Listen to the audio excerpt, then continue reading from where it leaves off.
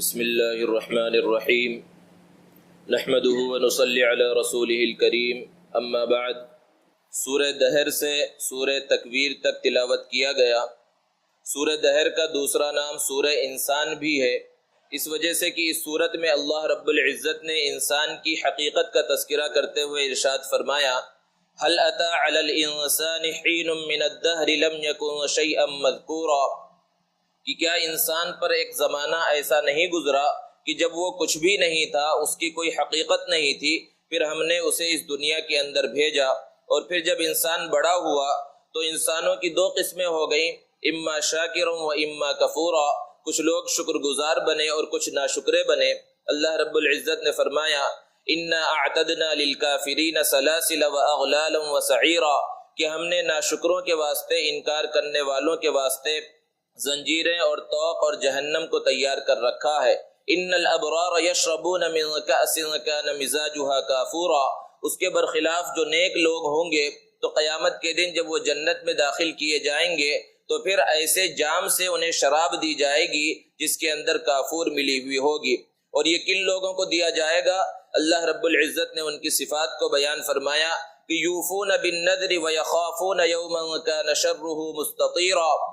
کہ جو اپنی نظر کو پوری کرتے ہیں اور قیامت کے دن سے ڈرتے ہیں۔ وَيُطْعِمُونَ الطَّعَامَ عَلَى حُبِّهِ مِسْكِينًا وَيَتِيمًا وَأَسِيرًا، اور اپنی محبت کے باوجود، مال سے محبت کے باوجود مسکینوں کو، یتیموں کو اور قیدیوں کو کھانا کھلاتے ہیں۔ اور ان کا کہنا یہ ہوتا ہے کہ ہم کسی دنیاوی مقصد کے واسطے اور تعریف حاصل کرنے کے واسطے نہیں کھلاتے، ہم تو صرف اللہ کو راضی کرنے کے واسطے کھلا رہے ہیں۔ تو یہ نیک لوگ ہیں کہ اللہ رب العزت انہیں جنت الفردوس میں داخل فرمائے گا۔ پھر اس کے بعد اللہ رب العزت نے دوسرے رکوع میں قرآن مجید کے بارے میں بیان فرمایا، انا نحن نزلنا علیک القرآن تنزیلا، کہ بے شک ہم نے اس قرآن کو تھوڑا تھوڑا کر کے اتارا ہے۔ اور پھر نبی صلی اللہ علیہ وسلم کو حکم دیا گیا، فاصبر لحکم ربک ولا تطع منہم آثما او کفورا۔ اس کے بعد سورہ مرسلات ہے۔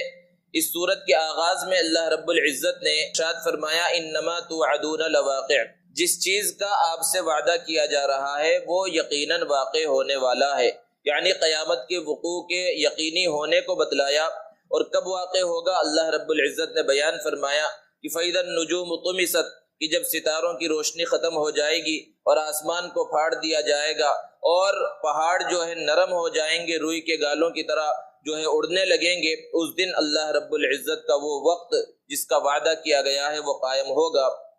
اس صورت میں اللہ رب العزت نے مختلف مقامات پر تقریباً 10 مرتبہ ارشاد فرمایا، وَيْلٌ يَوْمَئِذٍ لِّلْمُكَذِّبِينَ، کہ تباہی اور بربادی ہے اس دن جھٹلانے والوں کے واسطے، یعنی وہ عظیم دن جب واقع ہوگا قیامت کا دن تو اس دن جھٹلانے والوں کے واسطے تباہی ہے۔ اور بار بار اس وجہ سے اللہ رب العزت نے اس کو بیان فرمایا تاکہ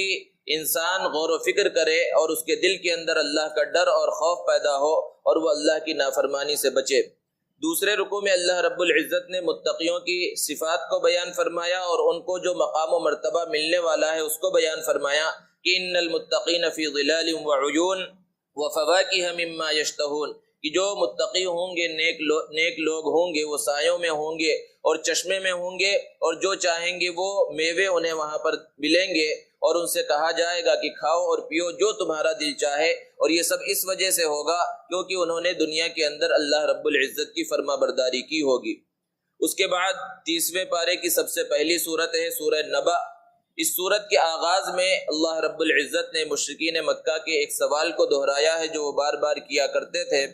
کہ قیامت کب قائم ہوگی، عما یتساءلون عن النبأ العظیم، کہ یہ لوگ بڑی خبر کے بارے میں سوال کر رہے ہیں۔ اکثر مفسرین کی رائے یہ ہے کہ بڑی خبر سے مراد قیامت کی خبر ہے، کیونکہ قیامت کا واقع ہونا یہ دنیا کی سب سے بڑی خبر ہوگی، اس سے پہلے اتنی بڑی کوئی خبر پیش نہیں آئی ہوگی اور اس کے بعد تو پیش آنے کا سوال ہی نہیں، یہ سب سے بڑی خبر ہوگی۔ اس دن تباہی اور بربادی ہو جائے گی پوری دنیا کی، اور پھر دوبارہ اللہ رب العزت سارے انسانوں کو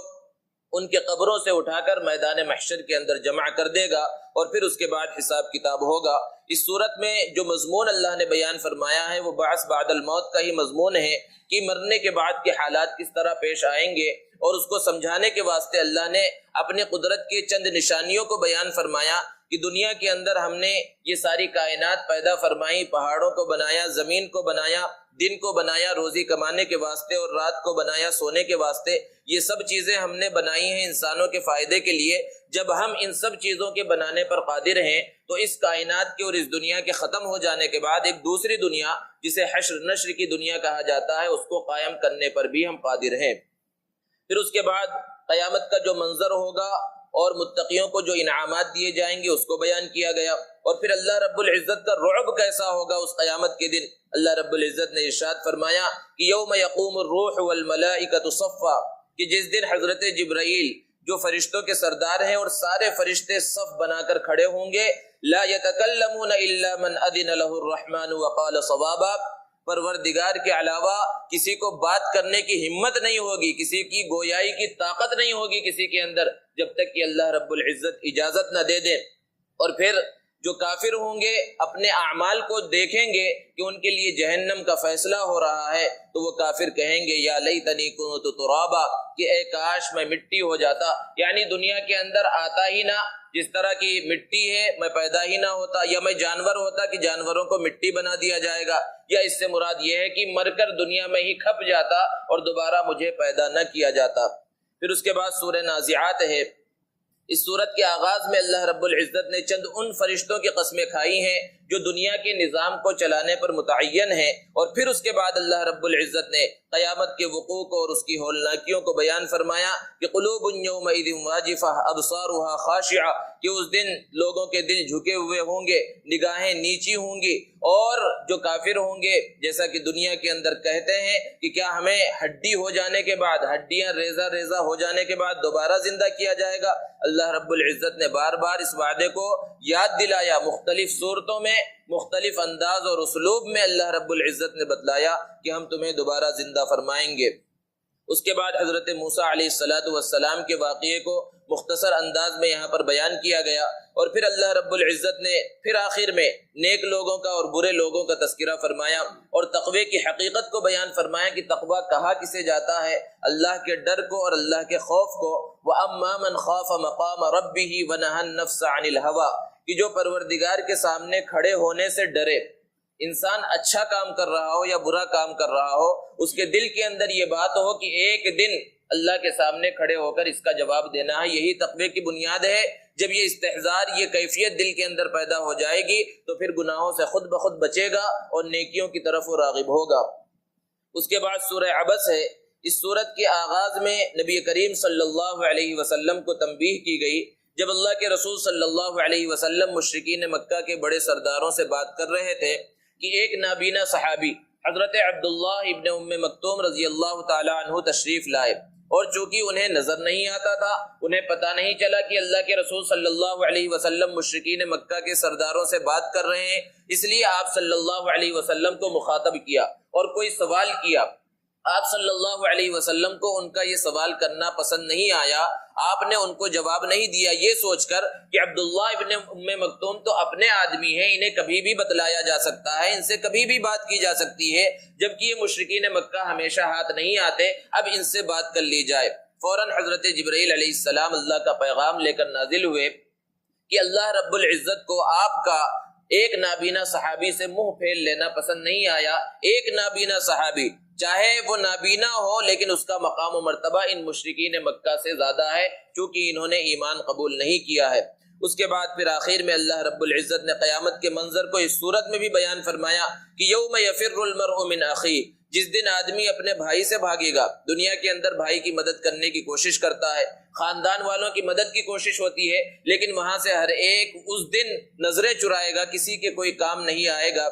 اللہ نے ارشاد فرمایا کہ صرف بھائی سے ہی نہیں، وَأُمِّهِ وَأَبِي، اپنی ماں باپ سے بھی انسان بھاگے گا، وَصَاحِبَتِهِ وَبَنِي، اپنی بیوی اور بچوں سے بھی بھاگے گا، لِكُلِّ امْرِئٍ مِّنْهُمْ يَوْمَئِذٍ شَأْنٌ يُغْنِيهِ، اس دن ہر انسان پر ایک شان بے نیازی قائم ہوگی، ہر ایک اپنے اعمال کی فکر میں ہوگا۔ اللہ نے ارشاد فرمایا وُجُوهٌ يَوْمَئِذٍ مُسْفِرَةٌ، اس دن کچھ چہرے تر و تازہ ہوں گے، ضاحکۃ مستبشرہ، ہنس رہے ہوں گے، مسکرا رہے ہوں گے، اور یہ کامیاب ہونے والے ہوں گے۔ ووجوہ یومئذ علیہا غبرہ، اور اس دن کچھ چہروں پر جو ہے مردنی چھائی ہوگی اور وہ پریشانی کے اندر اور تکلیف کے اندر مبتلا ہوں گے۔